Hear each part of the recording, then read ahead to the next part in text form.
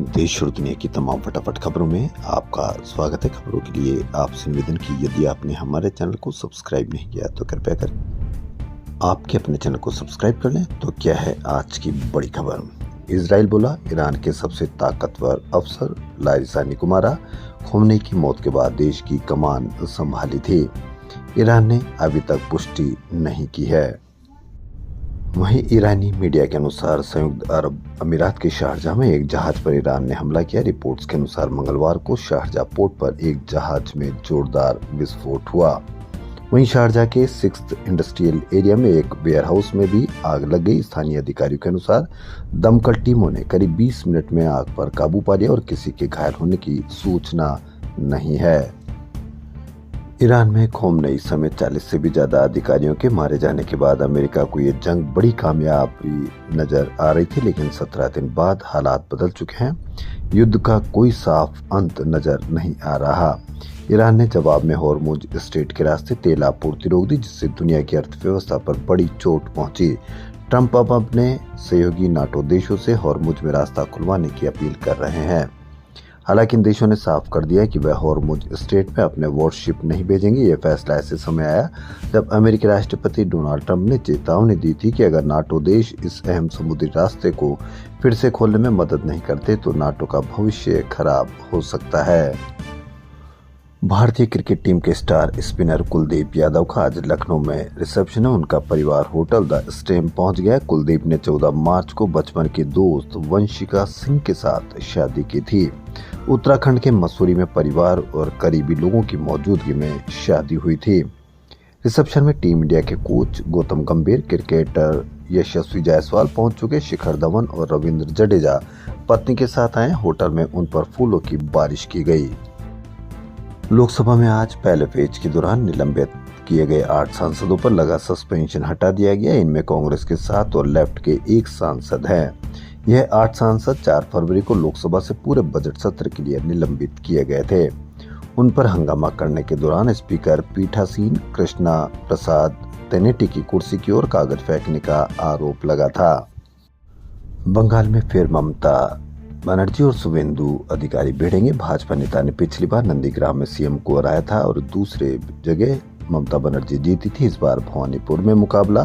TMC की list हुई जारी। टीएमसी ने आज पश्चिम बंगाल विधानसभा चुनाव की कुल 294 सीटों में से 291 सीटों पर अपने उम्मीदवारों का ऐलान कर दिया। बाकी 3 सीटें सहयोगी बीजेपीएम को दी है। ममता बनर्जी भवानीपुर से चुनाव लड़ेगी। उनका मुकाबला भाजपा नेता शुवेंदु अधिकारी से होगा। प्रेस कॉन्फ्रेंस में ममता ने कहा कि मैं बीजेपी से कहना चाहती हूं कि आप डर क्यों रहे। अगर लड़ना है तो गैस संकट पैदा मत कीजिए, मैदान में आकर सही तरीके से मुकाबला कीजिए। रील बना रहे युवक ने खुद पर गोली चलाई, हुई मौत। वीडियो शूट कर रहा दोस्त अरे नहीं चिल्लाया। पुलिस बोली पिस्तौल दोस्त की थी। दिल्ली के न्यू अशोका गार्डन में मंगलवार को रील बनाते वक्त एक युवक की मौत हो गई। वह अपने दोस्त की पिस्तौल लेकर रील बना रहा था। दोस्त ही इसे शूट कर रहा था। पुलिस का कहना है कि पिस्तौल का लाइसेंस वीडियो शूट करने वाले दोस्त के नाम पर है। मामले की जांच की जा रही है। वीडियो की शुरुआत में सब कुछ सामान्य लग रहा है। रील बना रहा युवक पवन हाथ में पिस्तौल लिए। पवन पहले उसमें मैगजीन लोड करता दिख रहा है। वीडियो बनाने वाले दोस्त की आवाज वीडियो में सुनाई दे रही है। वह उसे मैगजीन लोड करने का तरीका बताते हुए सुनाई दे रहा है। वह कहता है बटन पर क्लिक करो, अंदर चला जाएगा। हिमाचल में कैबिनेट रैंक खत्म। नेताओं की सैलरी में 20% कट। सुविधाएं रोकी। सीएम का वीआईपी कल्चर पर वार। कर्ज के दबाव में सख्ती।